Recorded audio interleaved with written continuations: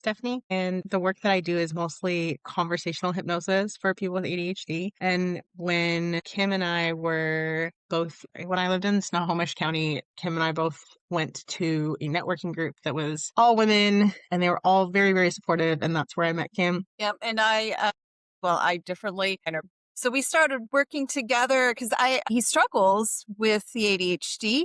And so Stephanie actually started coming and doing coaching with Brian. He found it, really helpful.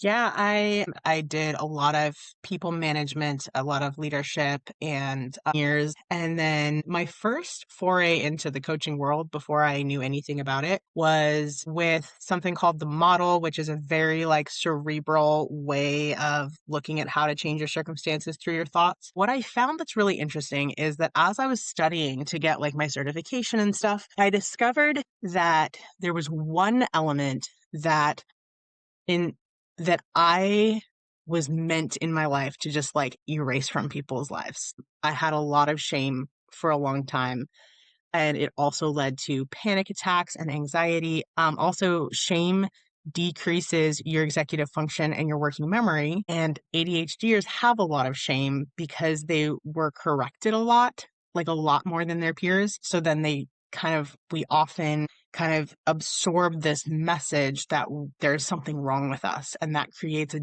deep like shame that's truly the water that we're swimming in a way that we don't even know that it's happening. And so going back to my experience in the coaching world, when I found coaching, it helped me to unshame my tendencies. It helped me to get my executive function and my working memory back. And it really freed me from that place of shame that I had grown up in. However, as I was going through these, I discovered something that surprised me. And that is that they also had this like newly branded flavor of shame when they couldn't get their mindset right. Heck no, we are not doing that. So it really shifted back fast. Yeah. So when I discovered that one of the primary places where I have the most skills to support people is in their ADHD. And what I found was that what people come to me for is often when they are recently diagnosed with ADHD, or they've had ADHD and they've been able to manage it. And then one more thing happens, such as postpartum depression or anxiety or just overwhelm. Menopause greatly reduces the person's working memory. And so then all of a sudden, the tips and tricks that have worked for their ADHD in the past suddenly don't work anymore. So usually people come to me to kind of like fix their ADHD, which is funny because that's not what we actually need to do. What we find is that most of the things that connect to ADHD that are the real problems are peripheral to the actual neurotype. So I'm never going to try to make you neurotypical, but we will figure out how to make your ADHD like live in a soft environment where your executive function and your working memory can work. And so most people come to me once they've kind of gotten to this point where their ADHD isn't being managed in a way that's allowing them to move forward in their dreams and goals. Like it feels like this roadblock that they're like, well, if it wasn't for ADHD, then I could do X, Y, and Z. When people feel like that, they come to me for help. We make sure that the changes we want to make are aligned to who they actually are so that they can live in the world as. And so that's the first thing we do. And then when we figure out what those specific changes are that is going to make the most difference in their, like in getting them to move forward, we change that through conversational hypnosis primarily, which is a 4-step process of change that directly impacts like your neuro pathways so that we can change those neuro pathways directly in like a single session. And so change then in that way happens very fast. Yes, long-term goals and also short-term relief. And so under the bucket of short-term relief, I have these, what I call like the ADHD first aid kit, which is this set of 4 tools that nervous system regulation tools. One of them, for example, is bilateral stimulation. As simple as it is, you guys can all do this with me if you want. Find a pen or your phone or something, and you just take it in your hand and you pass it back and forth rhythmically across your body. So you're crossing the midline. And as you do that, what happens is that, like anxiety, for example, or that flustered feeling you have, that tends to be overactivated in one part of your brain. And so when you do this, it forces the other parts of your brain to light up.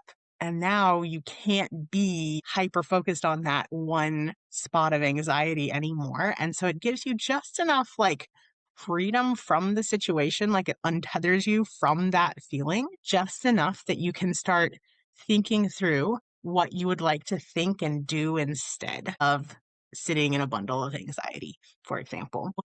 And of course, by now you should be feeling better. And so, but we also use it in our conversational hypnosis change work as one of the steps to start changing those neural pathways. So it's actually one of the steps in the kind of longer term change work, but in the short term, you can do it anytime you're feeling like worked up and that feeling is keeping you from being able to make the decisions that you want to make or move forward in your day.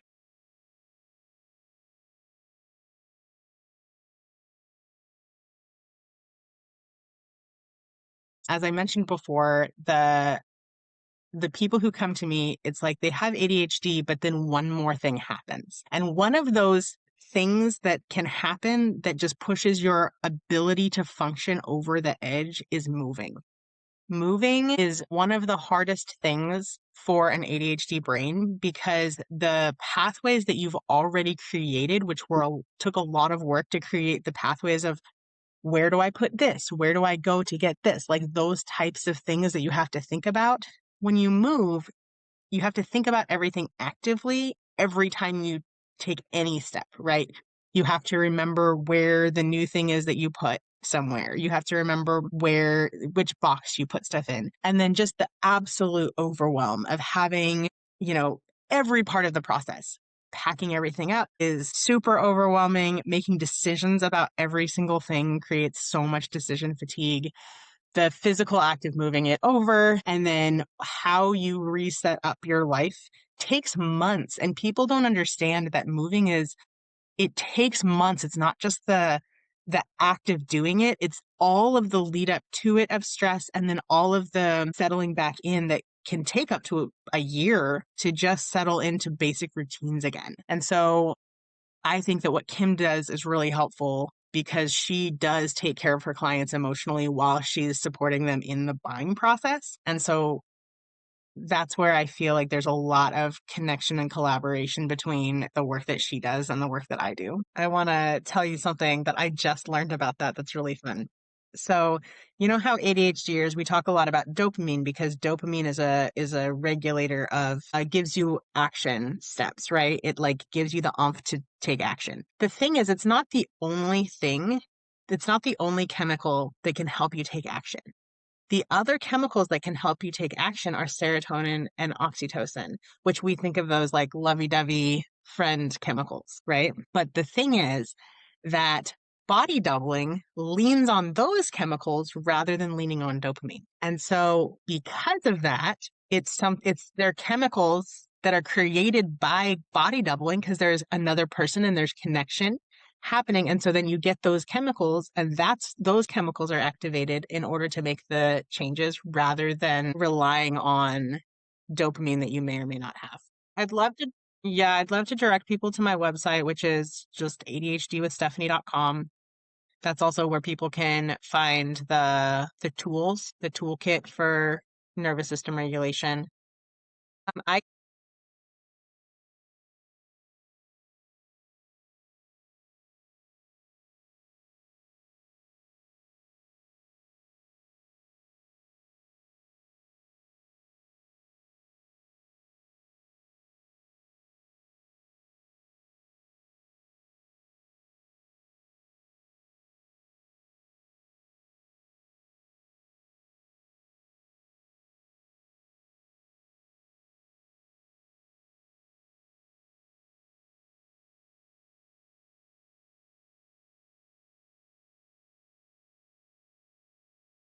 So the way that I like to think about ADHD in society is that basically, well, first of all, there is not different boxes of neurotypes. There isn't ADHD and autism and neurotypical as these different boxes. We all have different neurology. Like our neurology is completely different for different people. And there's like this huge range of how people operate and how their chemicals, like their brain chemicals function and stuff like that. What happens though is that our society has changed very, very rapidly in the last few hundred years, so that what is expected of people is vastly different than what used to be expected of people. So people used to be very well adapted to an agriculture-based lifestyle, before that to hunter-gatherer type expectations of how their brain would operate, and that worked well for people. Now we're expecting people to sit down and be quiet, and there's only a specific types of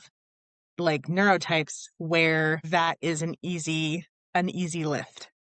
And that's kind of the box that we've put around neurotypical. And at this point, everyone who is neurodivergent is anyone who lives outside of that box. So that's how I like to look at the reason why there's been a huge increase in ADHD over the years.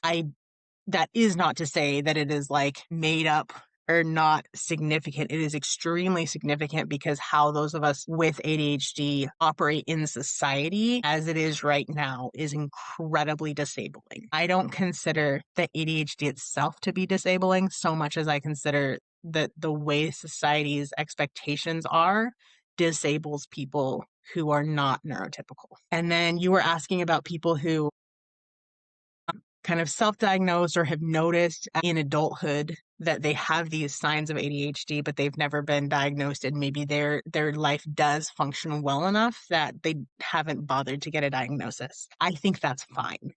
The cool thing to know for anyone who has not been diagnosed but is suspicious that they might have it is simply this: if it's accommodating to ADHDers, it will be helpful for you.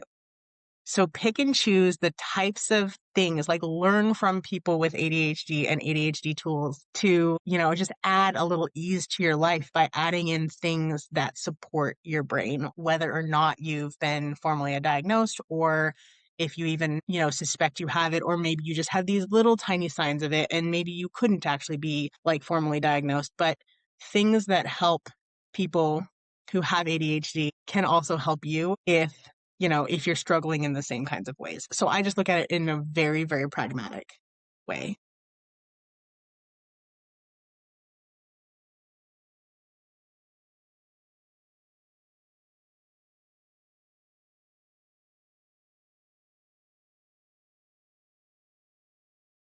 Yeah, so I do a lot of work within communities. So I have my coaching cohort that's a small group of people that meet once a week, and I've priced it at $250 a month so that it's very accessible to most people. And that's an example of a way that life can become so much easier, because every Monday morning we look forward to the connection and knowing that from each other we will find acceptance and community and understanding. And that witnessing of each other's struggles is part of the unshaming work that needs to happen. There's the unshaming work that just comes simply by the fact that we meet, and the change work that we do will completely remove anxiety from specific situations. It will give you clarity on the decisions that you need to make, and your life can become a lot softer.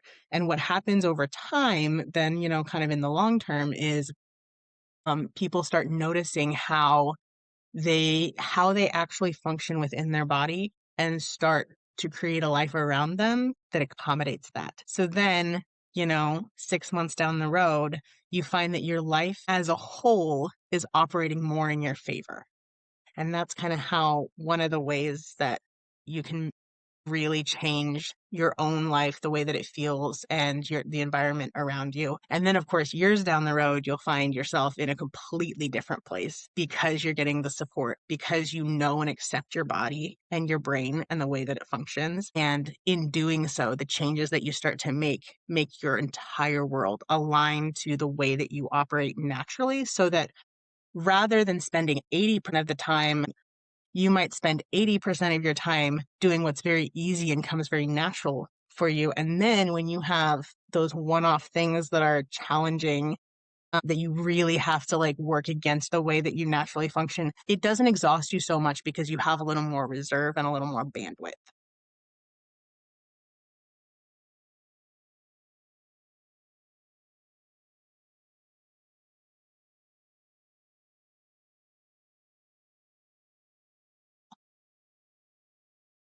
My name is quick tips and tricks for how to calm your nervous system when you get amped up. If you find your ADHD getting in the way of the progress that you're wanting to make, and maybe it's not just your ADHD, but one more thing has happened in your life, like moving or menopause or postpartum struggles or I'm Kim Pelham, and I do residential real estate differently. What's different? Well, my husband's a general contractor, and we combine our businesses to help people get their homes ready for sale. We can help you all the way from the process of downsizing. We can do the remodeling, and we can clean out the fridge if you want us to do that. All the way through staging and expert sales of your house. I'm Kim Pelham, doing residential real estate differently, making it easy to move. Have you heard my Double D commercial? What do you think of when I say double D? Triple D? Six or seven Ds? Oh my God, ladies, I am not talking about giant bras. I am talking about the people who are moving, the people who are actually selling their house. They are dead. They're divorcing, they're downsizing, they're departing the area. They have debt. They might have diamonds because they just got married, or maybe they have diapers because they got new kids. These are the people who are selling their houses. So when you hear somebody who's got a D, refer them to me because I can help them with all their Ds. Okay, I got another one. Okay, this is the other one I do. It's like, oh my God, I can't wait to move. I love to downsize. I love to pack. I love everything about fixing my house up. Said nobody ever. We all hate that stuff. It's awful. It's boring. It's hard. It's heavy work. My back hurts just thinking about it. So that's why I created the home transition team. We'll help you with the downsizing, all the decisions you have to make it easier to get unstuck. We can do all the moving and the packing for you. We can even clean out your refrigerator and handle the painting. I'm Kim Pelham, and I'm doing residential real estate differently.